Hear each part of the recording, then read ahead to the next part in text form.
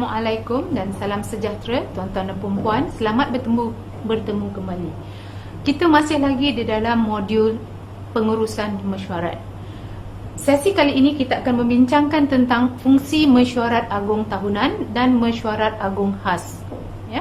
Dalam erti kata lain, fungsi mesyuarat agung tahunan dan mesyuarat agung khas ini adalah merupakan agenda mesyuarat, ya, dan kita difahamkan bahawa setiap mesyuarat mestilah mengikut agenda yang telah ditetapkan. Bagi koperasi, agenda ataupun fungsi mesyuarat agung tahunan dan mesyuarat agung khas ini telah pun ditetapkan di dalam Peraturan 14/1 di dalam Peraturan Koperasi 2010, ya. Dan fungsi mesyuarat agung tahunan koperasi hendaklah termasuk yang berikut. A. Mengesahkan minit mesyuarat agung tahunan yang terdahulu dan mana-mana mesyuarat agung khas yang berselang. B. Membentangkan laporan lembaga dan jawatan kuasa audit dalaman, ya. Ini kerana anggota semuanya hendaklah mengetahui, ya, hendaklah mengetahui apakah yang dilakukan oleh lembaga dan JAD sepanjang tahun, ya. C. Menimbang dan meluluskan akaun teraudit koperasi dan subsidiarinya sekiranya ada, termasuklah laporan lembaga di bawah perenggan 59/1/C Akta dan laporan juruaudit dan pengagihan untung bersih teraudit jika ada. Seterusnya, mesyuarat hendaklah melantik anggota lembaga. Tuan-tuan dan puan-puan, melantik anggota lembaga ni sama ada anggota akan melantik lembaga yang lain menggantikan anggota lembaga yang gugur mengikut giliran, ataupun anggota di dalam mesyuarat agung tahunan ni boleh melantik semula anggota lembaga yang gugur mengikut giliran, ya. Dan D. Menimbang dan meluluskan belanjawan tahunan koperasi bagi tahun keuangan yang berikutnya, ya. Setelah anggota lembaga ataupun khususnya bendahari membentangkan ataupun membacakan, ya, belanjawan ataupun anggaran perbelanjaan dan pendapatan untuk tahun hadapan, jadi mesyuarat hendaklah menimbang dan meluluskan belanjawan tersebut.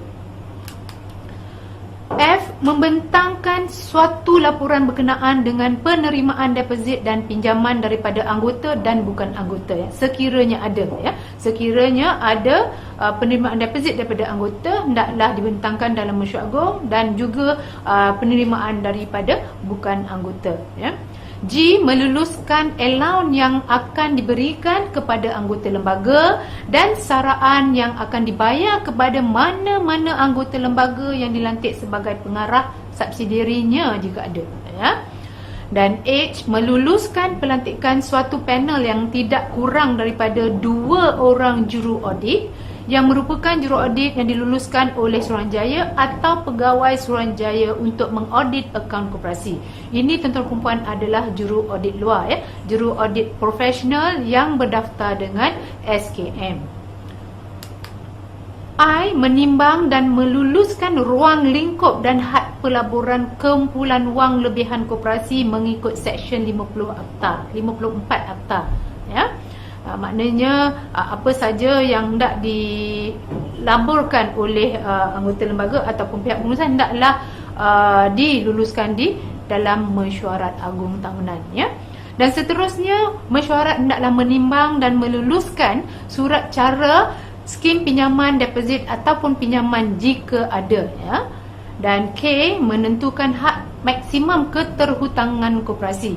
Ini had maksimum, ya, tuan-tuan dan puan-puan. Sekiranya koperasi tidak menggunakan maksimum itu tidak menjadi masalah, ya.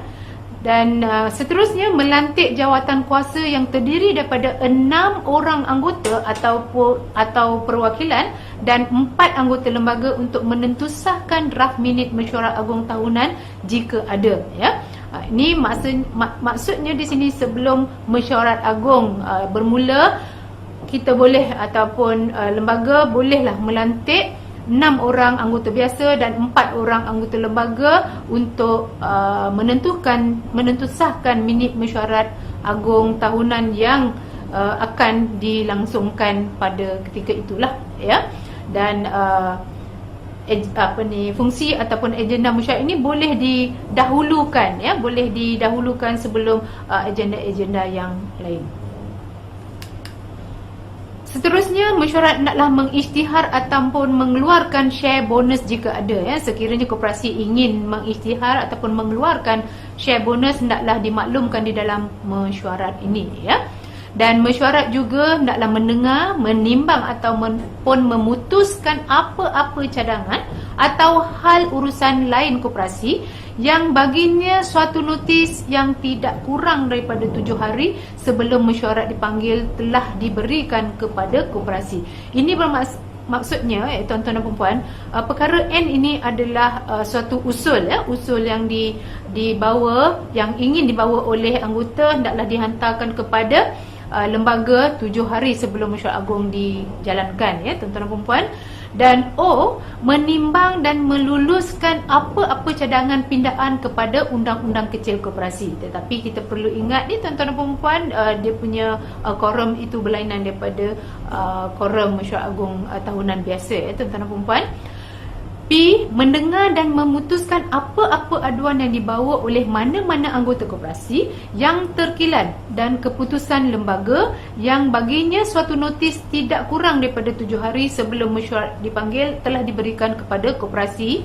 Ini juga merupakan seperti usul tadi, sekiranya kita ada ketidakpuasan hati ataupun anggota tidak puas hati dengan keputusan ataupun pentadbiran ataupun apa-apa saja yang terkilan di hati anggota, mereka boleh memberi usul ini 7 hari sebelum mesyuarat agung dilakukan.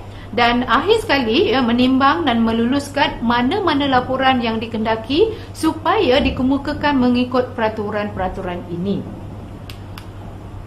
Dalam pasal ataupun seksyen yang sama, dalam kurungan 2, walau apa pun peraturan, ini peraturan 14, minta maaf, ini merupakan peraturan 14 kurungan 2, walau apa pun peraturan 1 tadi daripada A sampai Q, fungsi yang dinyatakan dalam perenggan 1G, H, I, J, K, L, M, N, O, P dan Q boleh diputuskan dalam mesyuarat agung khas yang dipanggil di bawah subsection 40 kurungan 1 Akta.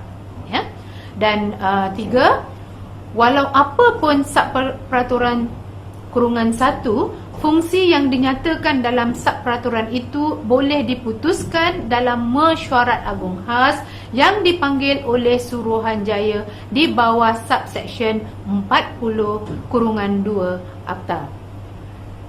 Saya dengan itu memberhentikan sebentar, kita berehat sebentar, dan kita akan berjumpa kembali di sesi yang akan datang di mana saya akan membincangkan tentang etika mesyuarat.